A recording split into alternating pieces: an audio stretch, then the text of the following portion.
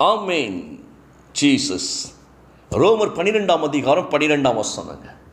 ரொம்ப அழகாய் பவுல் தேவனை குறித்து தேவ சமூகத்தில் எப்படி நம்ம இருக்க வேண்டும் என்பதை வெளிப்படுத்தி இருக்கிறார்.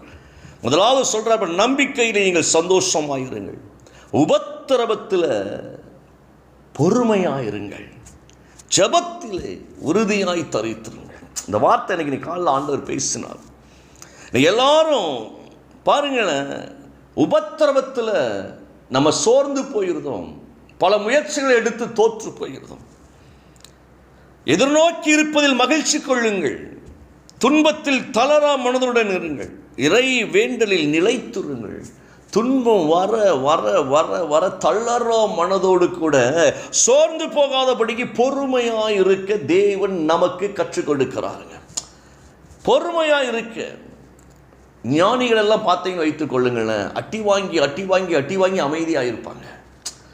நான்லாம் இன்றைக்கி நிறைய இடத்துல நான் யோசிக்கிறேன், நம்முடைய தேவ பிள்ளைங்க ஒவ்வொருவரும் பார்த்தீங்கன்னா போராட்டங்கள் வருகிற பொழுது ரொம்ப சோர்ந்து போய் விடுகிறோம். போராட்டங்கள் வருகிற பொழுது அநேக நேரங்களில் புலம்பி புலம்பி புலம்பி நம்ம எனர்ஜியை வேஸ்ட் பண்ணி விடுகிறோம். ஆனால் வேதம் சொல்லுகிறது, பொறுமையாய் அந்த இடத்துல நம்ம இருப்பது மட்டுமல்ல, தேவ சமூகத்திலே ஜபத்திலே உறுதியாக இருக்க வேண்டுமா. அதாவது என் ஜபம் நிச்சயமாய் கேட்கப்படும், கர்த்தர் எனக்கு அற்புதம் செய்கிறவராய் இருக்கிறார் என்கின்ற நம்பிக்கையோடு கூட தேவ சமூகத்தில் ஜபிக்கிறவர்களாய் நாம் நிற்க, பாத்திரவான்களாய் இருக்க ஆண்டவர் விரும்புகிறார். நம்முடைய ஜபம் நிச்சயமாய் கேட்கப்படும். சில நேரங்களை யோசிப்போம், ஏன் என் ஜபம் கேட்கப்படவில்லை?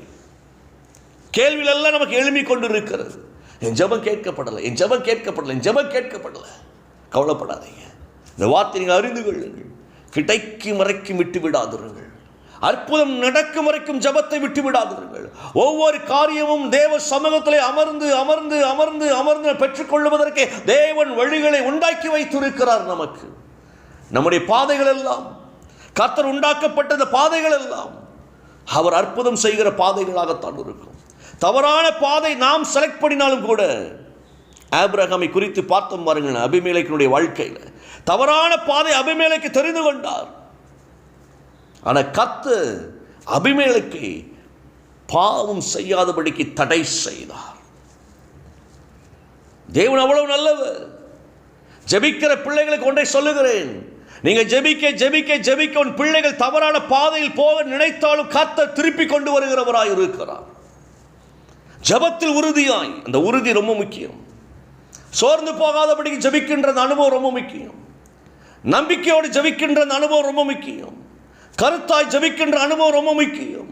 ஒவ்வொரு நாட்களும் ஜெபம் ஜெபம் ஜெபம். அந்த ஜெபத்திற்கு நம்ம முக்கியத்துவம் கொடுக்க பழகி கொள்ள வேண்டும். ஜெபம்னா என்னது?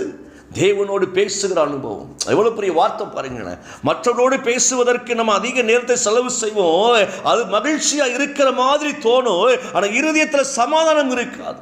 சிலர்கிட்ட பேசுவீங்க, சமாதானத்தை எழுந்து வருவீங்க, ஏதோ ஒரு குறைப்பட்ட மாதிரி இருக்கிற இந்த இடத்துல போய் நல்லா என்ஜாய் பண்ணலான்னு போனோம், பேச போனோம், ஆனால் இப்போ ஏதோ ஒரு குறைப்பட்ட மாதிரி இருக்க. இந்த மனுஷனுடைய வார்த்தைகள் நமக்கு இருதயத்திற்குள்ள போய் அது குறைவுகளை உண்டாக்கும். கர்த்தருடைய வார்த்தையோ தேவனுடைய ஆலோசனையோ நிறைவை உண்டாக்குகிறதா இருக்கிறது. குறைகளை நீக்கி நிறைவுகள். ஆண்டவருடைய வார்த்தை ரொம்ப அழகா இருக்குல்ல. எத்தனை சூழ்நிலைகள் எதிராகி வந்தாலும் தேவனோடு அமர்ந்திருக்கிற பிள்ளைங்க வாழ்க்கையில் கர்த்தர் அற்புதங்களை செய்து நமது சார்பாய் நம்மை நடத்துகிறவராய் இருக்கிறார். நமக்கு சாதகமாக தாங்க ஆண்டவர் இருப்பார், பாதகமாக இருக்க மாட்டார். இந்த வார்த்தையை நல்லா கவனிங்க. ஜெபத்தில் மிக மிக மிக உறுதி தேவை. நம்பிக்கை என்ற ஒரு அனுபவத்தோடு தெய்வ சமூகத்தில் பேச பழகுங்க. நீங்கள் ஒரு கம்பெனி இன்டர்வியூக்கு போகிறீங்க, இன்டர்வியூ வைக்கின்ற பொழுது சில கேள்விகள் கேட்கப்படுகிறது, நம்ம பதில் சொல்லுகிறோம். எந்த நம்பிக்கையில் பதில் சொல்லுகிறோம்? வேலை கிடைச்சானா கிடைக்கட்டா என்ன அப்படியே பதில் சொல்கிறேன். இல்லை, இந்த வேலை கிடைக்கணும், இந்த வேலை கிடைச்சா ரொம்ப சந்தோஷமாக இருக்கும், இந்த வேலை கிடைச்சா எனக்கு ஆசீர்வாதமாக இருக்கும். ஆண்டவரே இந்த இன்டர்வியூவில் எனக்கு ஒரு பலன் தாங்க, இந்த இன்டர்வியூவில் பாஸ் பண்ண கிருபை தாங்க, ஆண்டவரே அந்த ஜனத்திற்கு எங்களை செலக்ட் பண்ணுவதற்கு நீங்கள் கிருபை கொடுங்க. ஜெபம் பண்ணுறோம் அப்படி தானே, ஒரு நம்பிக்கையோடு இன்டர்வியூ போகிறோம் அப்படி தானே. எனக்கு இந்த வேலை கிடைச்சா ரொம்ப நல்லாயிருக்கும். நான் சொல்கிறேன், தேவனிடத்தில் வரக்கூடிய ஒவ்வொரு பிள்ளைகளும் அந்த நம்பிக்கை, என் ஆண்டவர் எனக்கு அற்புதங்களை செய்கிறவர், அதிசயங்களை காண பண்ணுகிறவர், நிச்சயமே என் ஆண்டவர் எனக்கு நன்மை செய்வார் என்கின்ற ஒரு நம்பிக்கை. கவலைப்படாதீங்க. யாபேசின் ஜெபத்தை நீங்கள் ஒரு நாள் ஃபுல்லாக தியானிச்சு பாருங்க. 2 வசனம் தாங்க இருக்கு.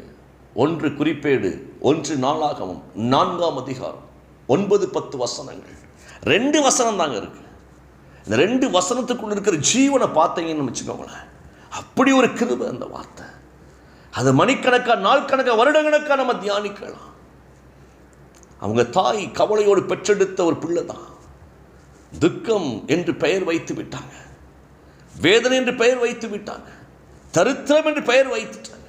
பிள்ளை வளருது, பாடுகளோடு வளருது, கஷ்டங்களோடு வளருது. இன்னைக்கு நம்ம கூட சொல்லுவோம், எந்த நேரத்தில் எங்கள் அம்மா பெற்றெடுத்தாங்களும் தெரியல, எந்த நேரத்தில் பிறந்தேன்னு தெரியல என்று சொல்லி அநேக நேரங்களில் புலம்போதை பார்க்குறோம். அப்படின்னா நான் ராகு காலத்தில் பிறந்தனா, யமகண்டத்தில் பிறந்தனா தெரியலையே, அப்படிலாம் புலம்புற பாருங்கள். யாபேசின் வாழ்க்கை குழப்பமாகத்தான் இருந்தது, குழப்பமாக இருந்தது, புலம்பலாக இருந்தது, முறுமுறுப்பாக இருந்தது. வாழ்க்கை முழுக்க போராட்டத்தை சந்தித்தவர் தான் இந்த யாபேஸ். தாய் பெற்றெடுத்து பெயரை வைத்து விட்டாள். அவ கஷ்டத்தை பிள்ளை மேல வச்சுட்டா, பிள்ளைக்கு பேரை கஷ்டம்னு வச்சுட்டா. சில நேரங்களில் எங்கள் அம்மா சொல்லுவாங்க, டேய் நம்ம குடும்பம் ரொம்ப செழிப்பாக இருந்தது, எங்கள் அப்பாவுடைய குடும்பம். ஆனால் நீ கரு உண்டா இருந்த அப்போ தானே ஒவ்வொன்றா எல்லாம் இழந்தோம் நாங்கள் அப்படின்னாங்க. அவங்க சாதாரணமாக சொல்லுவாங்க, நீ கரு உண்டானதுக்கு அப்புறம் நிறைய வீட்டில் அவ்வளவு மாடுகள் இழந்தோம், அதை இழந்தோம், இதை இழந்தோம், சொத்துக்களை இழந்தோம், எல்லாம் இழந்தாங்க, தாத்தா எல்லாம் இழந்தாங்க அப்படிம்பாங்க. நான் பிறக்கும் பொழுது, கரு வயிற்றில் இருக்கும் பொழுதே எங்கள் தாத்தா இறந்துட்டாங்க. ஸோ நான் பிறப்பதற்கு முன்பாக எங்கள் தாத்தாவும் இறந்தாங்க, சொத்துக்களாக போயிடுச்சு. அது நான் கருவில் இருந்த நாட்கள் என்று எங்கள் அம்மா சொல்லுவாங்க. சில நேரங்கள் நம்முடைய பிறப்பில் சில போராட்டங்கள் இருக்கலாம், கவலைகள் இருக்கலாம், சஞ்சலங்கள் இருக்கலாம், தவிப்புகள் இருக்கலாம், இழப்புகள் இருக்கலாம். யாபேசின் வாழ்க்கை அப்படித்தான் இருந்தது. முழுக்க முழுக்க யாபேசின் வாழ்க்கை அப்படித்தான் இருந்துச்சு. ஆனால் அந்த யாபேஸ் தேவ சமூகத்தில் ஜெபிக்க ஆரம்பிக்கிறார் பாருங்களேன். ஆண்டவரே, என்னை ஆசீர்வதிக்கவே ஆசீர்வதித்து என் எல்லைகளை பெரிதாக்குவீராக. உம்முடைய காரம் ஏன் கூட இருக்கணும், தீங்கனை துக்கப்படுத்தாதபடிக்கு அதற்கு விலக்கி என்னை பாதுகாத்துக் கொள்ளுவீராக. அந்த ஜபம்ல ஒரு வல்லமை உள்ள ஜபங்க. யாபேசின் ஜபத்தின்படியே, யாபேஸ் கேட்டதின்படியே ஆண்டவர் யாபேசை ஆசீர்வதித்தார். தன் சகோதரர்கள் எல்லாரையும் விட மேன்மை மிக்கவராய் கர்த்தர் உயர்த்தினார், எல்லைகளை பெரிதாக்கினார். அந்த யாபேசின் ஜபம் அற்புதத்தின் ஜபம்.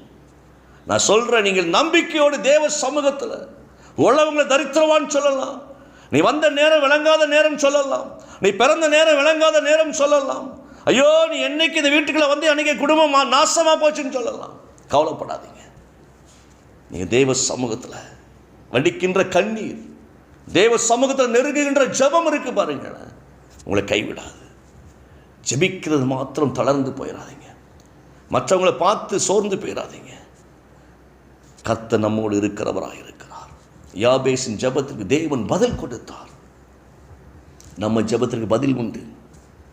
அக்கினி சூழ்நிலைகள் எல்லாம் மாறும், எதிரான வல்லமைகள் நிர்மூலமாகும் இயேசுவின் நாமத்தில். கண்களை மூடுவோமா? அப்பா கிட்ட சொல்லுங்க, இன்னைக்கு எனக்கு விடுதலை தேவை ஆண்டவரே, எனக்கு அற்புதம் தேவை. உங்ககிட்ட வந்திருக்கிறேன், உங்களை நேசித்து வந்திருக்கிறேன், எனக்கு ஒரு நன்மை செய்யுங்கப்பா. ஏசப்பட சொல்லுங்க, நிச்சயமாக உண்டுங்க. உங்களை கைவிட மாட்டார், நம்ம யாரையும் கைவிட மாட்டார். பிதாவே, நன்றியோடு நாங்கள் உம்மை துதிக்கிறோம். இயேசுவின் நாமத்தில் நம்முடைய கரத்தில் ஒப்புக் கொடுக்கிறோம். ஐயா, நீ நல்லவர், நல்லவர், நல்லவர், நல்லவர்.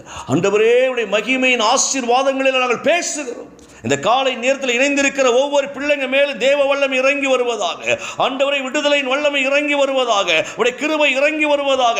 இயேசுவின் நாமத்தில் பிள்ளைகளை ஆசீர்வதிக்கிறேன். எல்லா தடைகளும் விலகட்டும், எல்லா போராட்டங்களும் விலகட்டும். உன்னதத்தின் ஆவியின் வல்லமை பிள்ளைகளை இப்பொழுது ஆசீர்வதிக்கும்படி நான் செபிக்கிறேன். ஆண்டவரே, பெரிய காரியங்களை காண பண்ணுவீராக.